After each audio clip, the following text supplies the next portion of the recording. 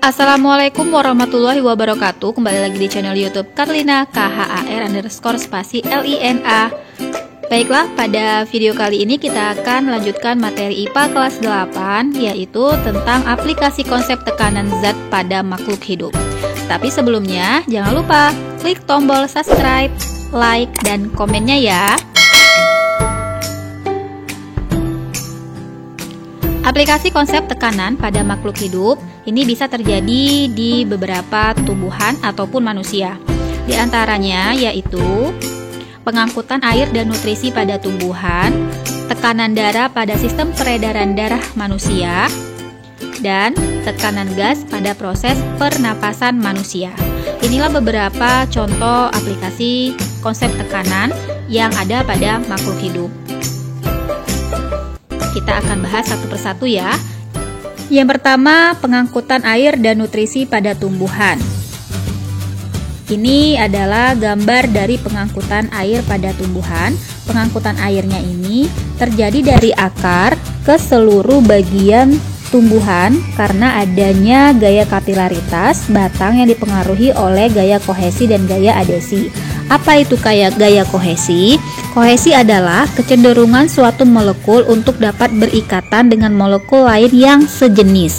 Sedangkan adesi kebalikannya, kecenderungan suatu molekul untuk dapat berikatan dengan molekul yang tidak sejenis.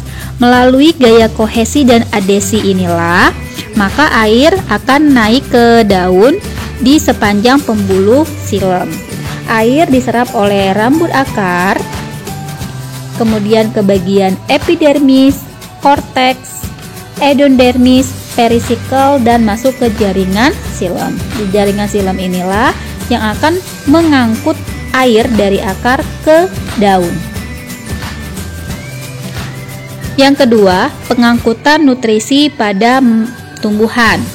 Pengangkutan nutrisi ini berupa hasil dari fotosintesis, yaitu gula dan asam amino ke seluruh bagian tumbuhan yang terjadi melalui jaringan floem.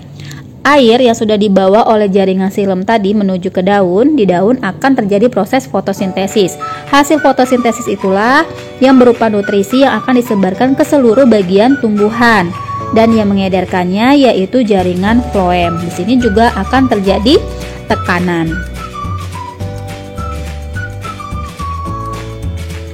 Selanjutnya, konsep tekanan pada manusia, yaitu tekanan darah pada sistem peredaran darah manusia.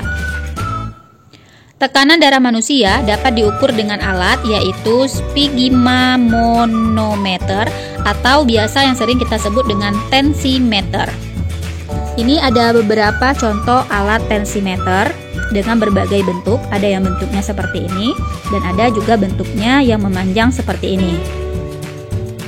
Ini adalah contoh dari atau tata cara kita mengukur tekanan darah pada manusia. Nah, tekanan darah ini akan diukur dalam pembuluh nadi atau arteri yang dilakukan di bagian lengan atas. Perhatikan gambar yang ada pada gambar. Nah, konsep tekanan yang digunakan dalam mengukur tekanan darah ini sesuai dengan hukum Pascal, di mana yang menyatakan bahwa tekanan pada zat cair dalam ruangan yang tertutup akan diteruskan ke segala arah dengan sama besar.